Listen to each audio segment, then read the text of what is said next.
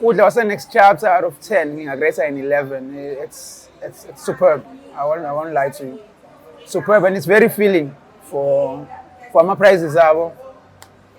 It's very feeling. Tela beyincwadi eziphezulu bayalazi lento ukuthi uma sithandana thina ngokwegazi shuthi ama-genes ethu thina a-adapted noma amandla ukuthi angayimela ngisho izimo ezilandelayo. So umcebo shuthi wakithi awuzukuphumela ngaphandle mzala ngoba mina ngizobe ngishade umzala wami kuchaza ukuthi ama-genes wakho nama-genes wami mayihlangana azokhanda le combination esivele siyifuna.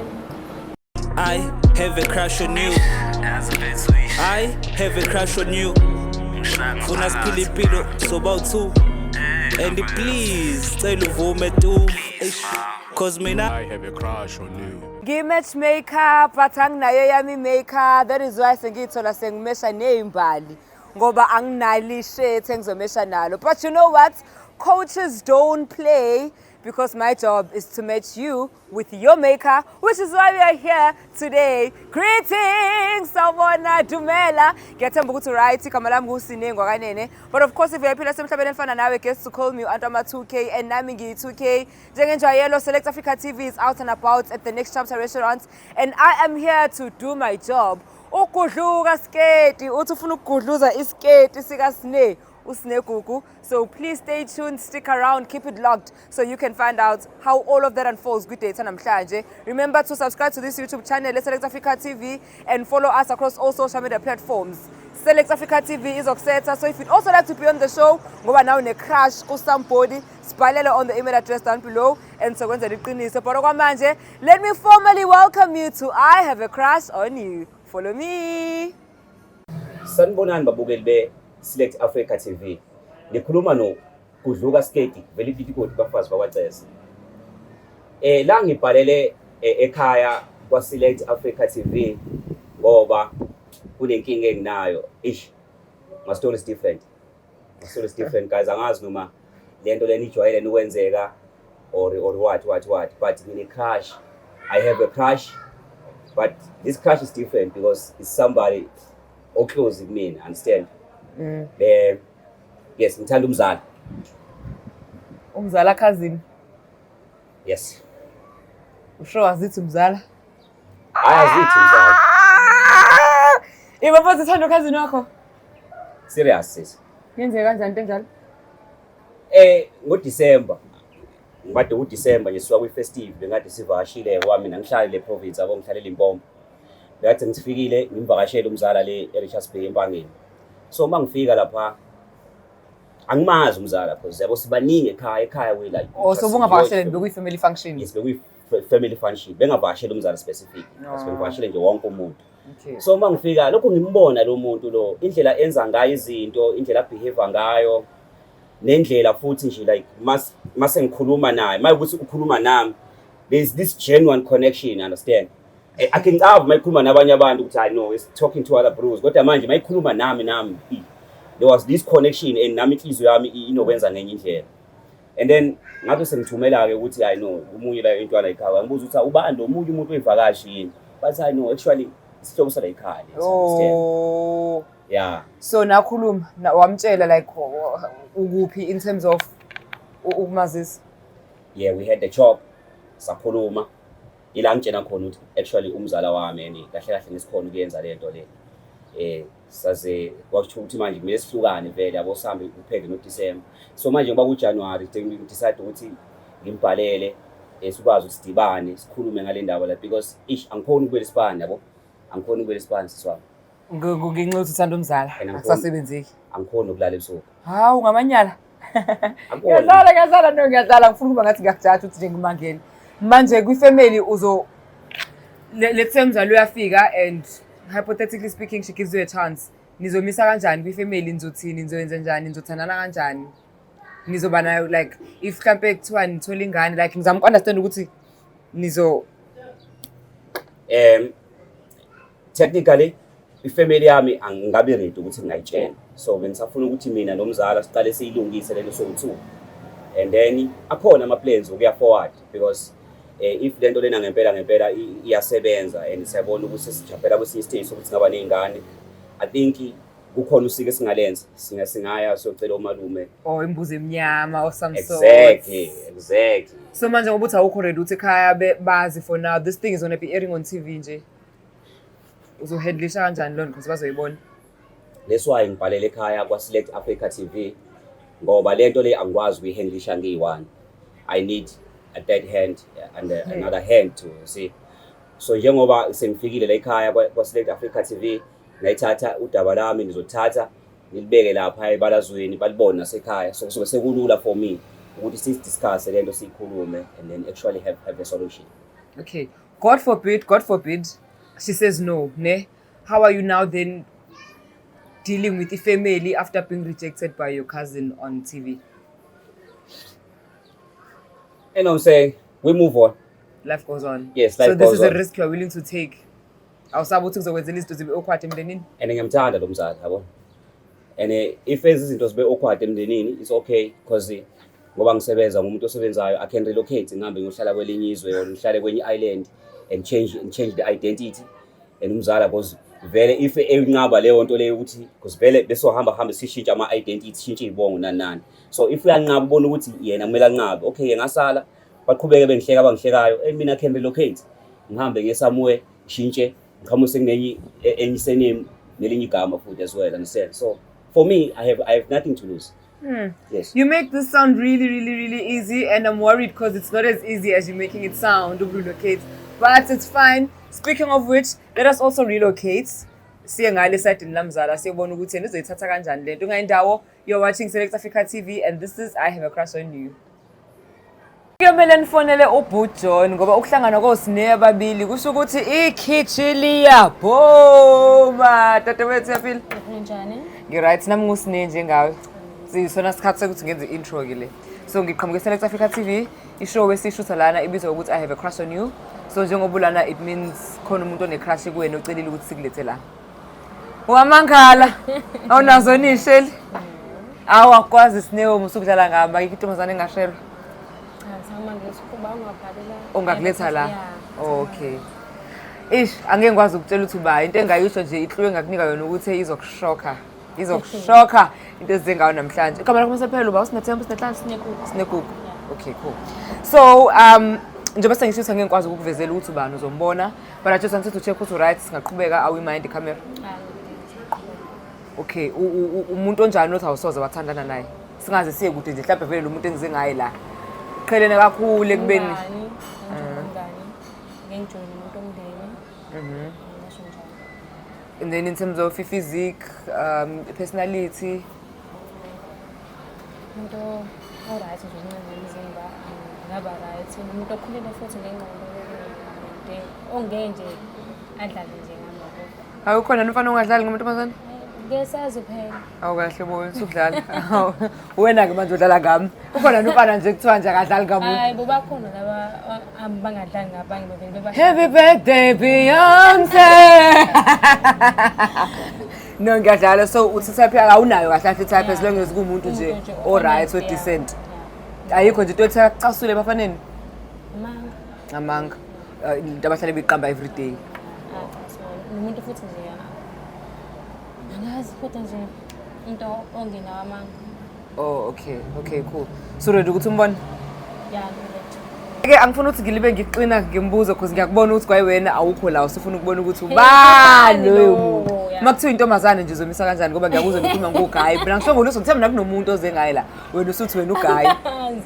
Angazi ngogama wentombazane. You don't date girls? I don't. All right, cool.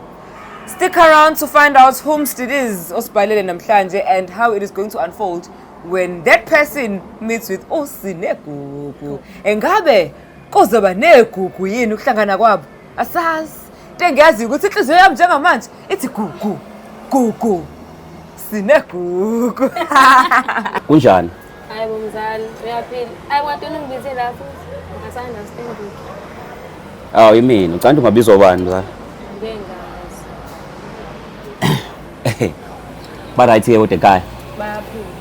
Hey, angisakwazi lokhu ngagcina ngalesa sikhathi lesa sange festive. Nasana ba right. Sasala sabanethe. Hey. Manje uyayibuza nje ukuthi kwenzakalani. Ngisa confused ukuthi kahle kahle kwenzakalani.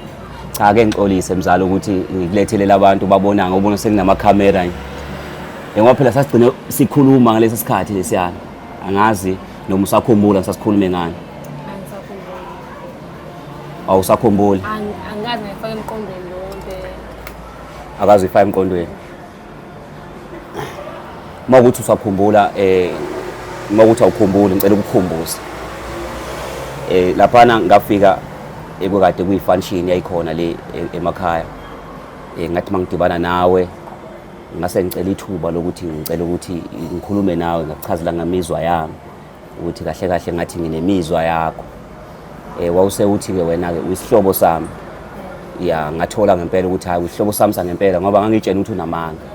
So angifuni uqamba amanga ngenkathi ngiza kuwena okokuqala ngangingazi ukuthi isihlobo sami.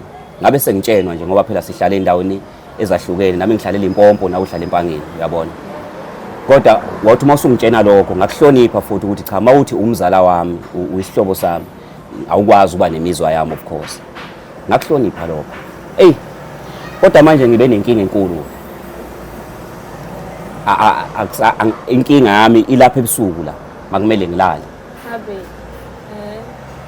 Akulaleki. Angisakhona ukulala ebusuku mangathi ngithi ngivala amehlo kukhona isithunzi somuntu ngimbona ethi shazi kanje you understand ebesimala ebehleka njengawe kanje ngempela so angazi ukuthi bayibiza ngokuthini ama psychology odokotela no science lento bayibiza ngokuthi yini ukuthanda umuntu wakini kodwa khona ngokweqiniso ngize ngabe sengifonela iSelect Africa TV ngoba ngibona ukuthi insuku zizibantathu siba u4 lokwenzeka into eyodwa mangithi ngiyalala kulaleki mangivuka ekseni into yokuqala ngicabanga wena nasemsebenzini angisakhona ukufocusa kahle ngoba phela kwakumele ngibole emsebenzini so bese ngidecide ukuthi cha umzala akibe sengicela abasekhaya kwaSelect Africa TV bangisize ukuthi bangikhulumise nawe ngiyazi ukuthi lolu daba lolu udaba olunzima kakhulu ukuthi ngingayizela khona ngizeze as a one man ngibeke kuwena ngoba udaba kumele luhambe indawo yende. Ngiyakuzwa yazi ngiyakuzwa. Kwaseqaleni ngasho nje ngathi ngeke size sikwazi ngoba phela umzala wami wangempela nje futhi. Umzala wami wangempela.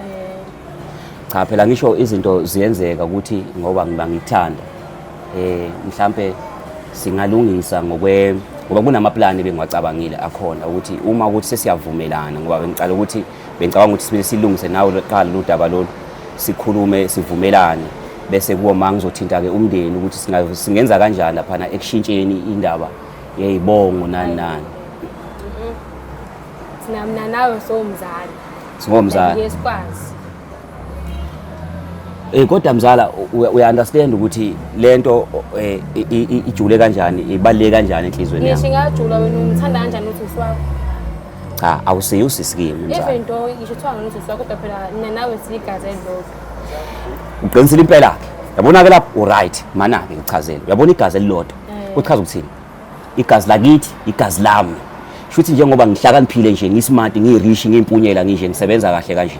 Uchaza ukuthi wonke lo mnotho engizowusebenza awuzukuphumela ngaphandle komunye umuzi.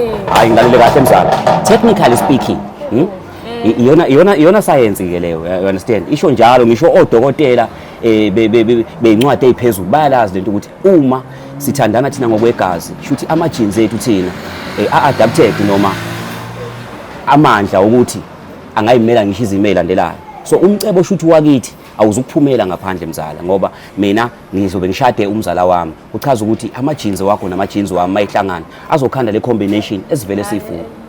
Ngizela musa nje lokhu busy ukuthi kanjani cha nje ngesikwazi siyahlala wasekhaya. Uyigazi lami. Mucabanga nje njengoba senza kanje le ekhaya bazothini? Ngiyazi ukuthi ekhaya mzala isinto bazoyibona bazothini? Mana isinto sasivele sikhona ngisho kudala. Uyabona kunezibongo othi mawuthatha uyibheke eduzane lezi zibongo lezi zisuke zisondelene. Uyabona kunozondo nozondi. Baba ngani labantu? Kukhona owakazondo owathandana nomuntu wakazondo endaweni eyodwa. Uyabona? kwase kuphoqe ukuthi basebezalisene sekumele benze njani manje ushintshe izibongo kwathiwa lo munye akathi lo munye akathi aka-edu lo omunye aqhubeke noZondo kwakhona uZondi noZondo ngaqedi lapho ke mzala angisho wena ngifuna ukuthi lento ngikubonisane kahle nawe khona uzoyibona bese ube right ngayo mase siyenza you understand ziningi kakhulu izibongo ezishintshiwe uma uthi uyibheka zeza ndawonye uyabona Dlamini noMzisi into eyodwa le oZondo oZondi awazi kwenzakalana so abantu labo abandawonye so umzala ngichaza ukuthi into ebikhona ngisho usikweni so uma lelo daba lolu luhamba lifike ekhaya nginayo mina indlela usilungise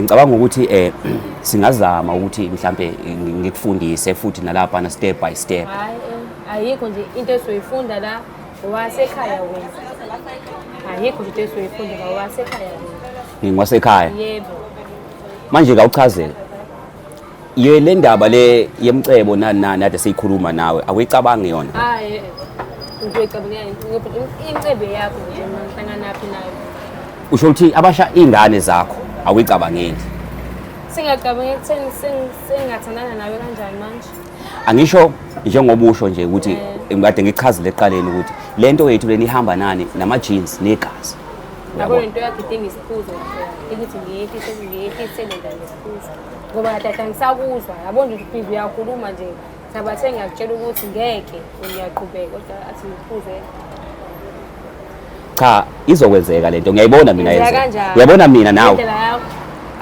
ayizukwenzeka ngendlela yami of course izokwenzeka ukuthi sivumelane thina sobabili wena uyizwa ngempela yini indaba ungayibona nje mzala yabona nje sabe sengitshela nje manje ayikho into ezoyenzeka mina nawe sayegazeli lodwa cabanga nje manje mhlawumbe uzongena ikhona nje le ekhaya bebuza ukuthi hayibo kwenzakalani manje nasilambalaza kanje kuma TV nake manje ke wecabanga konke nalokho cabanga ke wena usungasavumanga Wena ucabanga iqala before ubhalele la. Ngicabangile lento. Uyicabanga. Mamela, ngicabangile lento. Yabona indlela engicabanga ngayo lento. Ngicabange ngaze ngahlela, ngaze ngafonela Mamela. Ngize ngafonela omunye ummeli wami ukuthi just in case kukhona ezinye izinto ezenzakalayo. Ummeli wami angi-advise. Wangi-advise wangitshela nokuthi hayi cha into right lena. Constitutionally speaking, legally speaking into ekhona evele yabona ngisho emabhukwini into engashintshela. So mina mfowethu ngiyakuthanda serious futhi ngiyayibona izingane zethu zine future bright zifunde ezikoleni right ubona ngisho amafutha ke manje uzoba kanjani that's why ngidecide ukuthi mina ngibhalele kwa Select Africa TV ngoba ngiyakubona ukuthi umuntu wesifazane ohlakaniphile o strong lama jeans akho njengoba strong ehlakaniphile kanjeni uma engahlangana nawami ethi ngiyatshela nje ukuthi mina nawe siyini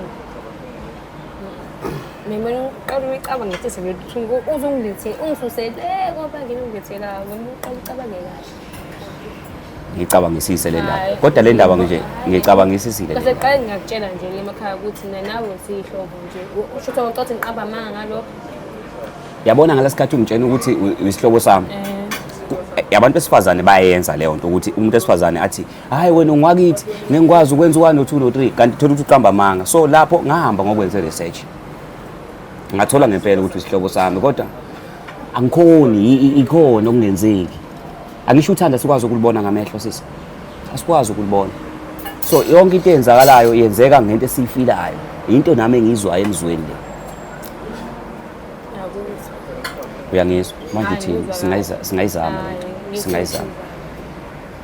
cha sizameni ngeke sesiza wakuthi wena ngazama kanjani umuntu wasekhaya uyacabanga nje abantu abahlele babuka ukuthi mina na ngeke sizame mana ke uma mhlambe singavumelana mhlambe ngecontract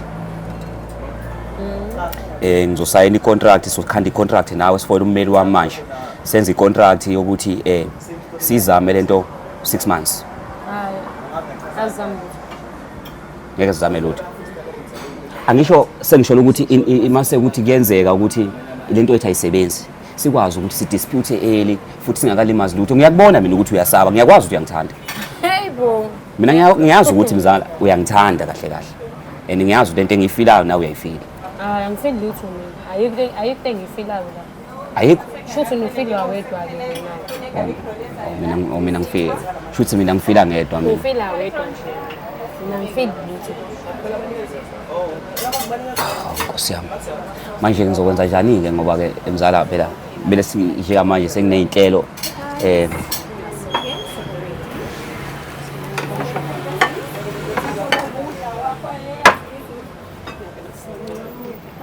siyabonga. Enjoy. Yes. Yeah, so uthini sizama yini? Ayikho isizama umzala. Ayikho into esizama umzala. Ayikho into esizamayo. Hayi asizameni. Asizameni. Zame like usho ukuthini? Asizame. Ngobani mzala? Kodwa Nkosi yami kade kumele ngichaze kangaka ukuthi ngobani ngoba phela bekade ngishilo nje ekuqaleni.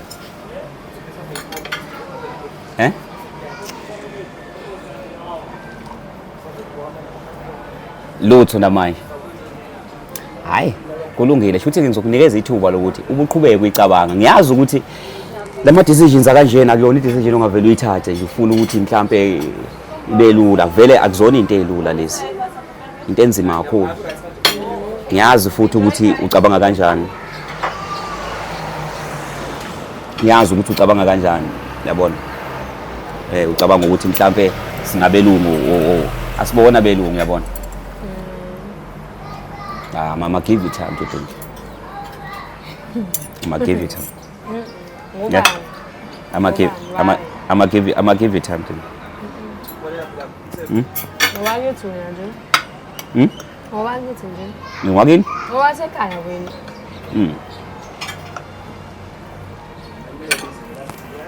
Oh shit.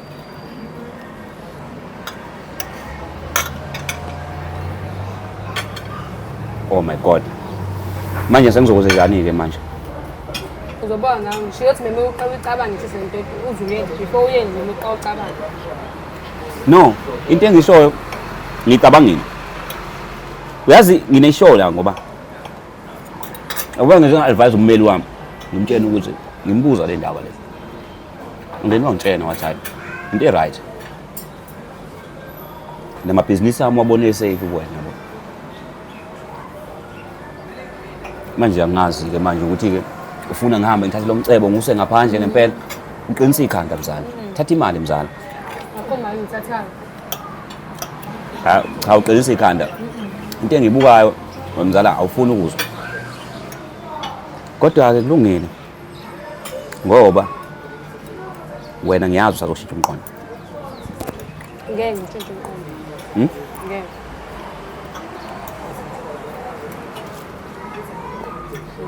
Yini ezokwenza ungashintsha umqondo?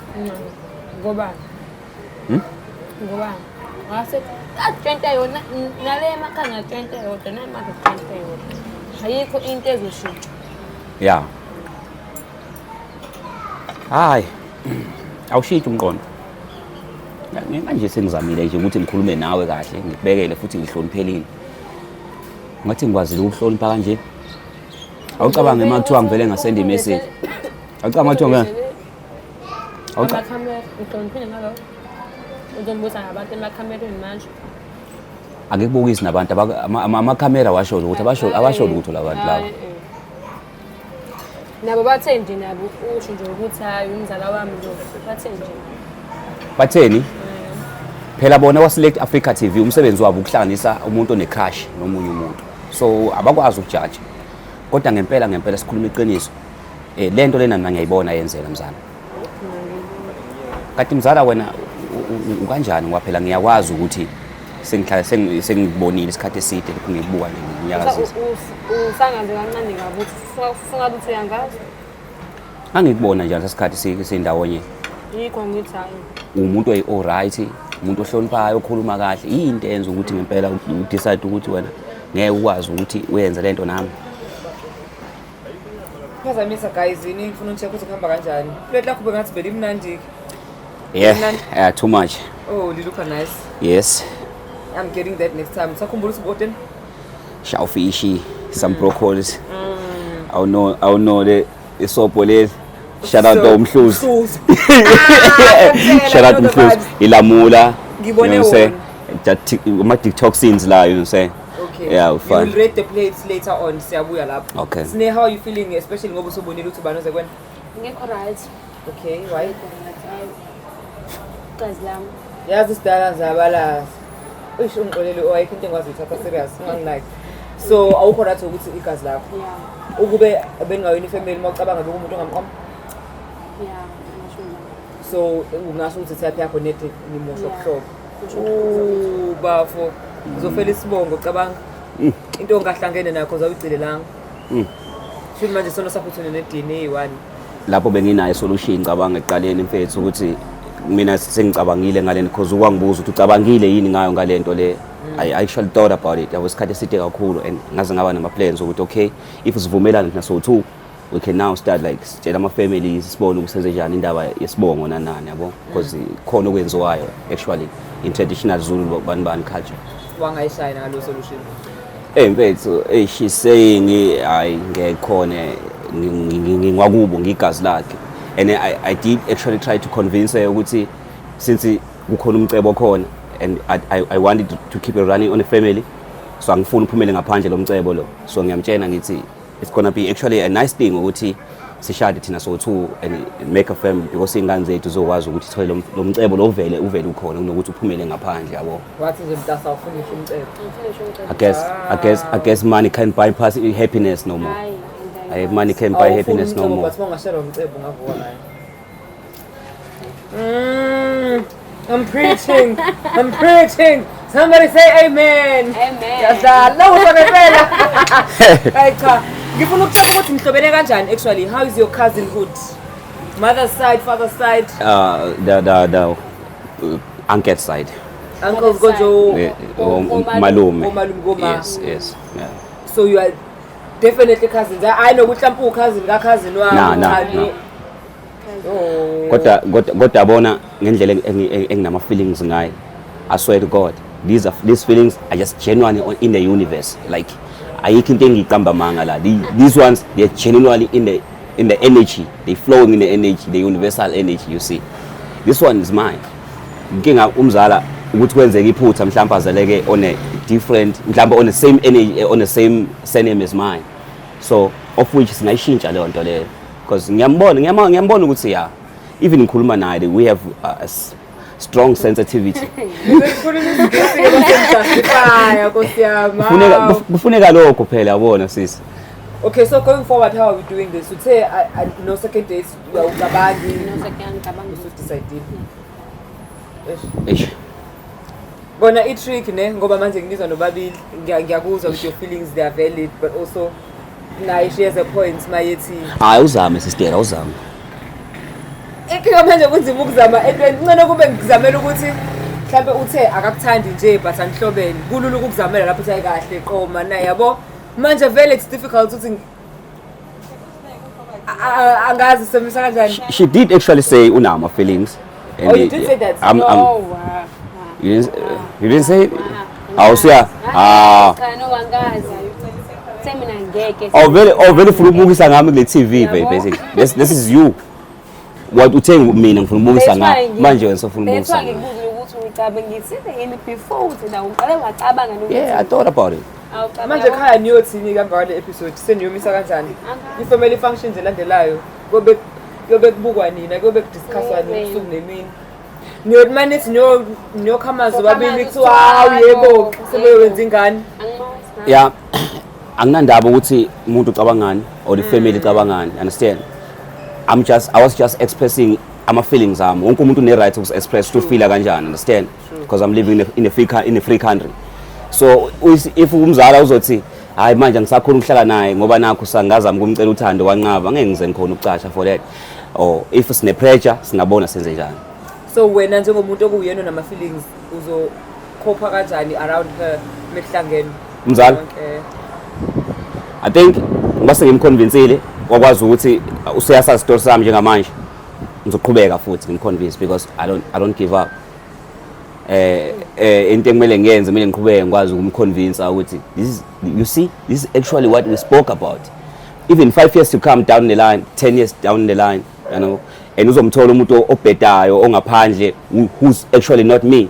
Bese ngiyamtshela ngithi, you see now, this person ongaphandle, I actually anginazi into engazenza because mina ngakutshela ukuthi what is it. So ngeke ngize ngigive up, zoke ngikhona for yena, for noma yiphi support ayidingayo financially na yonke support izobe ikhona ngisiyena. Cela ukuthi kanje izazi ungilook like this. Idlozi likubuka kanjalo njengamanje. Let's let idlozi lakubuza ngiyabonga ngempela. Lithenje lila. Ngiyabonga.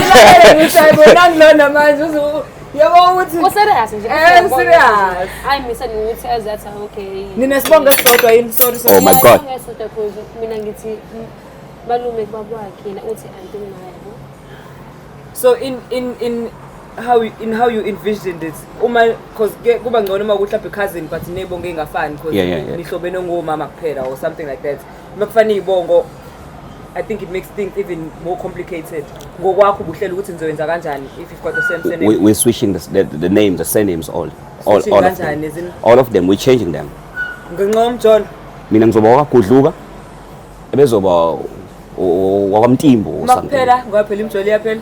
And yeah. It won't finish. Angisho thina la besikhuluma ngendaba ukuthi ngiba ngizom-approach ukuthi we're going on a long term thing, yabo. So Yes. it's not like mhlambe ngizohlala naye and then ngiyaphela yini. It's not gonna end because Yeah, so but I mean, khandinga. even married couples divorce angisho ukuthi that's what you We can't would have gone we through. can't divorce. That's why ngidecide ukuthi ngishele or ngi-approach umzala wami because I'm running away from divorce. But now I'm actually taking my man umcebo wami ngunikeza umuntu wangaphandle kwesinye isibongo and then she actually divorces me and chawuma imcebo yacaba. So now if umzala ngishada yena and yonke into yami kuyena, if uyangidivorce umzala, I'm still safe. My kids are still safe. Angazi uma understand yini. The more ngikulalela is the more ingqondo yami ithatha screenshots. Makes sense, huh? Okay, so going forward, we need to wrap this up. Iyang intrigue, but it has to come to an end. Yeah. Ukusuka la, masiphuma kule date, niphethe ngokuthini. Uyamnika ithuba umzala lo. Okay. How does it make you feel? Kuyafana. As I said ekuqaleni, I have nothing to lose. Uyangikhipha or uyangifaka or kwenzakalani, I have nothing to lose. Uthatha umcebo wakho Yes, now umcebo wami is gonna be reserved there. Uzobulinda umuntu right, but naye ngizomlinda. As I said ukuthi ngiyamthanda ngempela. I have genuine feelings for her, you understand? So azolokhu ehlezi ekhona, umcebo wami uzokuhlezi ukhona umlindile. Just in case uyafaka up, I mean, ucabanga ukuthi uyangikhumbula. Uhlezi ngimlindile mzala. All right. Yeah. No guys, this is confusing me so much. Ingqondo yami ngathi yashiselwa ngaphakathi. Yes, sir. But thank you so much for ukuthi usiphe isikhathi sakho. You didn't know why sikubize la. But you came through anyways. Ngiyazi ukuthi mhlawumbe ubhizi nezinye izinto, but ukwazile ukuthi kwi-busy schedule yakho ungiphe isikhathi. Ngiyakujabulela lokho kakhulu ngiyabonga isithembu sami. Thank you for trusting us. Your matter is the most complicated or most complex I've ever come across. Yeah. So I'll be honest with you, I don't even know how to deal with it and how to assist. Ngoba, yeah, it's trickier than normal tricky. Yeah. But I wanna thank you for trusting us. I'm sorry, Guta, I feel like it's disappointing. I feel like ngizele phansi. You didn't. I wasn't disappointed because umzali actually uyena uthathe decision yakhe, understand? So mina izugudluka skate, yabo, zokhu ngihlezi ngimlindile. Ufuna ukugudluza iskate vele. Hayi skate ayigama lami ugudluka skate, hayi ukuthi skate ngiyasigudluka. Yeah, that's the name. It's a name I was given by the streets, you see. But I wanted to thank you for trusting us and just approaching us and believing that we can do this for you. So even though we couldn't, in the circumstance, I still appreciate the fact that it was Amile. So thank you so much for believing in us. Out of 10, Out of 10. Shit. I love the broccoli. I love amazambane. I don't know what bawapheka kanjani. Mina ngikhula amazambane nithiwa bayawahluba. These ones no, they are awaphilwanga. These ones they just dope. And then shout to umhluzu. No, this is not. Yeah, I ate a lot of it. Yeah, bomning kakhulu. Okay, out of 10, what's your score? 9.8. The missing. I'm giving the 0 by 0.2 banbani to a chef, you know what I'm saying? Yeah, you must pick up. Oh, nothing's perfect. Nothing is perfect, yes. Nothing was is your perfect food? emhlabeni. Out of 10? Ngokunani. Uwani oshodayo? Sweet Kakhulu. Okay, cool. Ngiyabuzwa. Ngiyabonga guys ne. Thank you so much, sis. Enjoy the remaining of your dates. Angazi uzongazisa kanjani mase iphumile episode ngiyafuna ukwazi ukuthi ekhaya batheni. Oh my God. Ngizorelocate, I think. Ngizohamba. Ne? Ngizohamba. So mani ngibona on TV angikho le South Africa. Ngingaphandle. I-date yami namhlanje ngingasho nje ukuthi ihambe kahle kakhulu. I-date yami namhlanje ngingasho ukuthi ihambe kahle. Ngingasho ukuthi ihambe kahle ya. Ebi highlights ye-date yami namhlanje ukuthi umzala bekumele ngiconvince umzala ngama feelings ami, of which it was not an easy thing. Bekunzima kakhulu because very controversial, so ngithema ngimchazela wanga understand ke some of the things. And omunye bekuma highlights wami is the food. Oh my God, the food was great. And yeah, Adwana la ayikho into engithi ibi-highlight yami la cause indaba ye-date yami nje ethu. engafisa ukuthi kwenzeke next time ngendlela ehlukile ayakukho. Into bengafisa ukuthi yenze ngokuhlukile Adwana la ayikho. There's nothing. Izinto engathanda ukuzisho njengamanje kusine ukuthi mzala, I'm really sorry ukuthi ngikubeke on the spotlight, and manje sizohamba usifihla because now you scared ukuthi abantu bazothini, understand? Mina ke angesabi, understand? Ngizosumela istory sami. Ngabe ngibuza ngale ndaba le ngizobatshena nje ukuthi akusele it's because I genuinely have feelings for her, understand? And leyo nto leyo ayizukushintsha. Nawe futhi makuthi uyayibona le footage le angizukushintsha lokho engikusho kwena. Into engingathanda ukisho ukugudluka ukuthi ngimfisela ukuthi yabo aqhubeke athi uzomthola umuntu ozomthanda because mina naye ngisesikwazi ubhuti wami ugazi lami. Yeah. Izinto engathanda ukuzisho emndenini wethu ukuthi abebona le video le, they should know ukuthi thina noSine we are trying to make a family, understand? There's nothing more. Into engathanda ukisho ekhaya ukuthi ngiyaxolisa ngento uma ukuthi mayebona le video le ngiyaxolisa mina bengazi I didn't know icala likugudlukela umuntu onecala la mina anginacala. Oh, shout out to the next chapter. Follow Cemix Universal, like and subscribe to Select Africa TV. Follow, I don't know.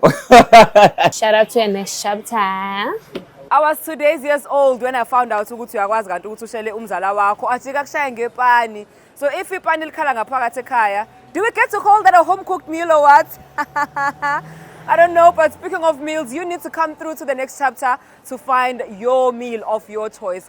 But ke angike khle njengamanje, ngisafuna ukuthi ngikubonge for tuning in and being a part of today's vibe. Thank you for choosing me right here on I Have a Crush on You. This is Select Africa TV and igama lami nguSine Ngwakanene. But of course, if you're phela semhlabeni gets to call me under ama 2K or 2K naye. Anginawo amaze ngizowasho ukugudluka skate. Anginawo serious ngiyafisa ukuthi ngabe khona mhlawumbe into engamduduza ngayo, but mhlawumbe sekuwena ozomduduza ke kuma comments usazisa ukuthi what did you think of this episode. While you're at it, remember to subscribe to Select Africa TV, follow us across all social media platforms. Okwamanje ke can I please love and leave you. We'll meet again next week, same time, same place with the same vibe. Good night.